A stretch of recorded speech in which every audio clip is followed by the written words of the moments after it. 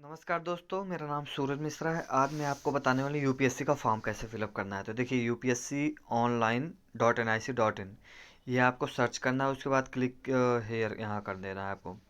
उसके बाद इसको आपको डेस्कटॉप साइट कर लेना, ठीक है। डेस्कटॉप साइट कर लेना। डेस्कटॉप साइट करेंगे तो थोड़ा सा अच्छे से फॉर्म फिलअप कर पाएंगे।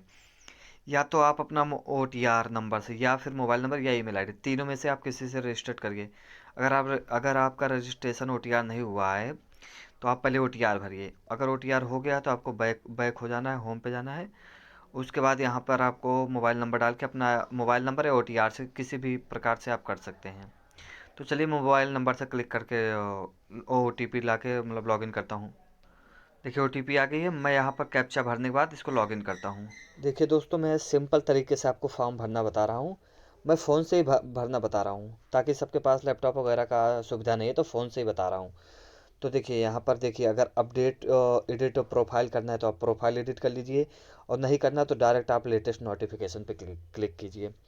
उसके बाद आप लेटेस्ट नोटिफिकेशन पे क्लिक करेंगे तो यहाँ पर क्लिक करिए। उसके बाद ये देखिए आपके सामने फॉर्म ओपन हो चुका है। अब इसको आपको क्लिक करना है यस पे। यस क्लिक की। अब देखिए यहाँ पर इंडियन लिखा हुआ है। फॉर्म मेरा ओपन हो चुका है, तो यहाँ पर इंडियन है, राष्ट्रीयता इंडियन है। यहाँ पर वैवाहिक मतलब वैवाहिक स्थिति में अनमैरिड हैं, मैरिड हैं, जो भी आप डाल दीजिए। यहाँ क्या आप PWD श्रेणी में आते हैं तो नो कर दीजिएगा, अगर आते होंगे तो यस करिए, नहीं तो नो कीजिए।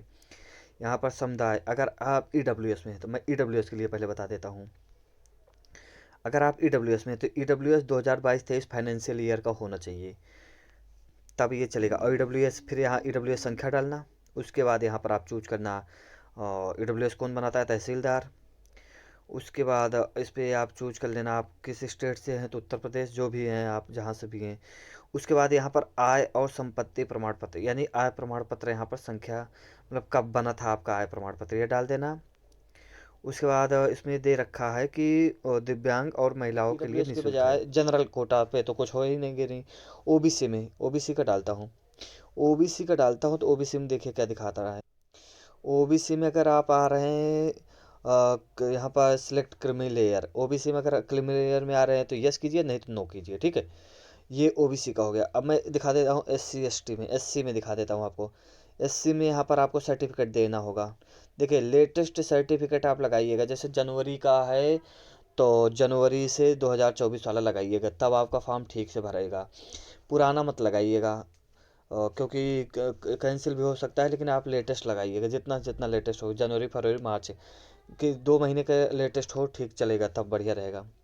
देखिए SC सर्टिफिकेट में दे भी रखा है कि आरक्षण का दावा करने वाले उम्मीदवारों को यह सुनिश्चित कर लेना चाहिए कि सभी प्रमाण पत्र अंकित तिथि या अंतिम तिथि से पहले जारी किए हुए, मतलब जनवरी वाला ठीक रहेगा, जनवरी वाला लगा दीजिएगा। फिर आप यहाँ पर प्रमाण संख्या डाल दीजिएगा। देखिए स्टेट का नहीं लगेगा, मैं पहले बता दूँ, केंद्र का लगेगा, सेंट्रल का लगेगा, ठीक है। उसके बाद जात प्रमाण पत्र अगर में आप मतलब ये कहाँ बनवाए हैं जात प्रमाण पत्र, तो deputy collector, collector, district magistrate, sub divisional या तालुका मैनेजमेंट, इसमें से आप जो तहसीलदार द्वारा जो भी हो आप यहाँ चूज कर लीजिएगा, ठीक है।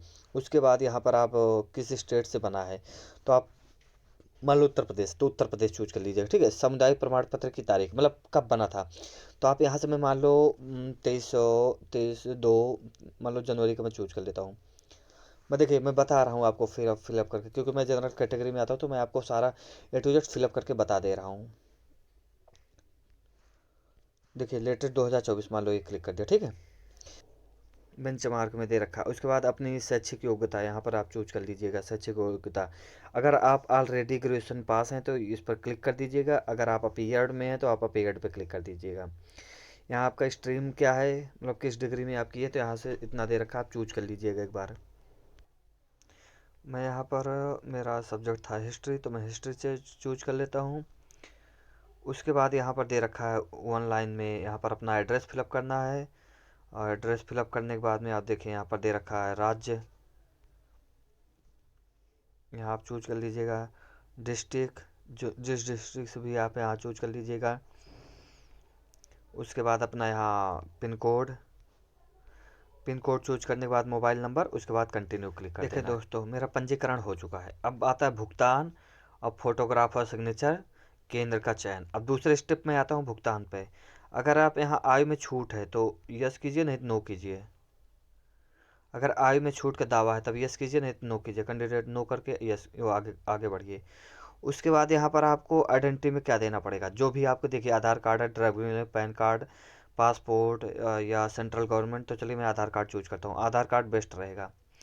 उसके बाद यहाँ पर फोटो आइडेंटिटी कार्ड में क्या देंगे आप, ये भी आपको देना होगा। देखिए जब मैं आधार कार्ड का ऑप्शन कर रहा हूँ तो यहाँ पर मेरे को सिलेक्ट ऑप्शन आ रहा है। यहाँ पर आपको यस, इधर आधार नंबर प्रोवाइड करने के लिए यस करना होगा। उसके बाद फ़ोटो में आधार फ़ोटो आइडेंटिटी कार्ड और कन्फर्म फ़ोटो आइडेंटिटी कार्ड मतलब आधार नंबर भी यहाँ पर आपको अपलोड करना होगा पीडीएफ फॉर्म में। चलिए मैं अपलोड करता हूँ। यहाँ पर आप आधार कार्ड चूज करना है, यहाँ पर यस क्लिक करना और यहाँ पर अपना आधार नंबर, यहाँ पर फर्स्ट बार, फिर सेकंड बार, फिर उसके बाद यहाँ पर आप वो मतलब पीडीएफ फॉर्म में अपलोड कर देना आधार कार्ड। देखिए यहाँ पर कुछ निर्देश दिया गया है पीडीएफ फॉर्म में अपलोड कर देने से पहले। मैं यहाँ पर क्लिक हेयर पे क्लिक करता हूँ। यहाँ पर मैं आपको जूम करके दिखाता हूँ कि उम्मीदवार पीडीएफ फॉर्म में फ़ोटो पर मतलब वही अपना आधार कार्ड 300 KB से अधिक नहीं होना चाहिए और 20 KB से कम नहीं होना चाहिए। चलिए क्लोज विंडो पर क्लिक करता हूँ और मैं आधार कार्ड अपना अपलोड करता हूँ। मैंने अपना पीडीएफ अपलोड कर दिया। अब यहाँ पर दे रखा स्नातक, कृपया अपने स्नातक पर अपना प्रतिशत इंगित करें। आपका कितना परसेंट बना था यहाँ पर आपको और लिखना होगा। तो चलिए मैं इसको भी भर देता हूँ। उसके बाद अगला प्रोसेस में क्या है, यदि आप पहले प्रयास में किए हैं मतलब अगर आप फर्स्ट अटेम्प्ट है तो जीरो लिखिए, सेकंड अटेम्प्ट है सेकंड लिखिए, फर्स्ट है तो फर्स्ट अटेम्प्ट लिखिए। इतना मैं भरता हूँ। उसके बाद आप यहाँ पर सेंटर चूज कर देखिए, अगर दिल्ली सेंटर आपको लेना है ना तो एक दो दिन में फॉर्म भर लीजिए, नहीं तो दिल्ली सेंटर फुल हो जाएगा। देखिए यहाँ पर कौन कौन सा सेंटर दिखा, अभी दिल्ली ओपन है तो 2-3 दिन में दिल्ली दिखाना बंद कर देगा। अब पेपर यहाँ से लिखा है पेपर 1 से पेपर 5 तक की भाषा आप कौन सी लैंग्वेज में आप चुनेंगे। तो यहाँ देखिए मैं हिंदी चूज करता हूँ। उसके बाद paper optional subject, optional subject language आप कौन सा चुनेंगे। तो मतलब सॉरी, ऑप्शनल सब्जेक्ट आपका कौन सा है। यहाँ पर लिखा है ऑप्शनल सब्जेक्ट 6वें और 7वें पेपर के लिए वैकल्पिक विषय। यहाँ पर आप जो भी आपका वैकल्पिक विषय हो यहाँ पर आप चूज कर लीजिए। मेरा हिस्ट्री है, मैं चूज कर लिया। उसके बाद 6वें और 7वें पेपर वैकल्पिक विषय का भाषा, यहाँ पर जो भी आपको चूज करना हो यहाँ पर चूज कर लीजिए। क्या आप अरुणाचल प्रदेश, मणिपुर, मेघालय, मिजोरम, नागालैंड, सिक्किम के रहने वाले हैं। अगर आप रहने वाले हैं तो यस कीजिए, नहीं तो नो कीजिए। ओके। उसके बाद यहाँ पर लिखा है यदि नहीं तो आप पेपर हेतु भाषा का चयन करें। यहाँ पर आप जो भी लैंग्वेज पेपर देना चाह रहे हैं, इतना चूज करने के बाद कंटिन्यू करिए।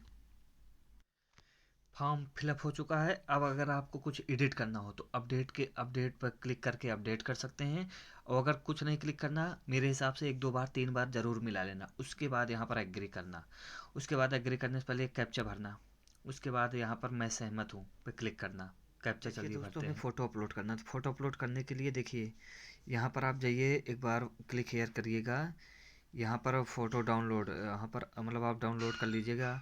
अगर आप एक बार देखना चाहें फ़ोटो कैसे मतलब बनाना है आपको MS पेंट से, तो यह पूरा आप पढ़ लीजिएगा। उसके बाद फ़ोटो आप अपलोड कर दीजिए। देखिए फ़ोटो आप अपलोड करना, यहाँ पर जैसे फ़ोटो दे रखा है ना, name and date of birth, इस फॉर्मेट में आप सेव मतलब फ़ोटो अपलोड करना। यहाँ पर सिग्नेचर, अगर इस तरह आप अपलोड करते हैं तो ये एक्सेप्ट नहीं होगा। यहाँ 550 × 550 में आपकी फ़ोटो अपलोड होनी है। हाइट कितनी रहेगी, 350।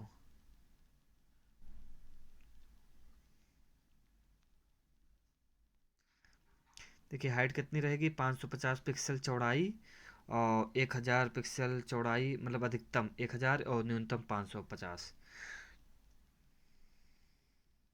हस्ताक्षर कितना रहेगा देख लीजिए, 350 पिक्सल चौड़ाई इंटू 350 पिक्सल ऊंचाई, न्यूनतम 550 × 550। तो चलिए मैं आपको सिग्नेचर एक बार दिखाता हूँ कैसे आपको अपलोड करने हैं और आपको फ़ोटो कैसे अपलोड करने हैं। फ़ोटो आपको कैसे रिसाइज करनी है, देखिए मैं इसका डिस्क्रिप्शन बॉक्स में लिंक दे दूंगा, आप वहाँ से डायरेक्ट जाके फ़ोटो अपनी रिसाइज कर लीजिएगा। नेम यहाँ पर लिख दीजिएगा फ़ोटो का, फ़ोटो क्या लिखना चाह रहे हैं नेम। उसके बाद डेट ऑफ बर्थ भर दीजिएगा। मेरा फ़ोटो सिग्नेचर अपलोड हो चुका है, 550 × 550 फ़ोटो भी और सिग्नेचर भी दोनों अपलोड होना चाहिए और फ़ोटो लेटेस्ट होनी चाहिए। अब इतना हो गया, अब इसके मुझे पे करना है। पे करने के लिए यहाँ पर एग्जामिनेशन, पे एग्जामिनेशन फ़ी और प्रिंट स्लिप। तो चलिए मैं पहले पेमेंट कर देता हूँ। पेमेंट करने के लिए देखिए क्या क्या ऑप्शन है यहाँ पर। एसबीआई से ऑनलाइन भुगतान, एसबीआई से आप जहाँ से भी भुगतान करना चाह रहे हैं, यहाँ पर all bank, credit card, debit card है, यहाँ पर यूपीआई है। यहाँ पर चलिए चालान प्राप्त करें। मैं यहाँ डेबिट कार्ड पे क्लिक करता हूँ, यहाँ पर कंटिन्यू करता हूँ। देखिए यहाँ पर डेबिट कार्ड के ऑप्शन आ गया। अब यहाँ पर यूपीआई का ऑप्शन है। यहाँ पर यूपीआई पे जीरो चार्ज है, सब पे जीरो चार्ज है। जहाँ से भी आप पे करना चाह रहे हैं, मैं चलिए यूपीआई से क्लिक करता हूँ। अमाउंट है 100 रुपये। 100 रुपये का अमाउंट है। चलिए मैं यहाँ पर वर्चुअल आईडी भर के पेमेंट कर देता हूँ। केवल और केवल 100 रुपये का फीस है। देखिए योर ट्रांजेक्शन स्टेटस सक्सेसफुल। यहाँ पर मेरा ट्रांजेक्शन सक्सेसफुल क्लिक। देखिए मेरा अब सेंटर बच गया। सेंटर चूज कर लेता हूँ। एग्जामिनेशन सेंटर में दिल्ली ले लिया। डिक्लेयर क्लिक कर दिया। तो मेरा एकदम पूरा कंप्लीट हो चुका है। Complete one, complete part two, one two दोनों कंप्लीट हो चुका। अब मैं यहाँ से प्रिंट कर लूँगा।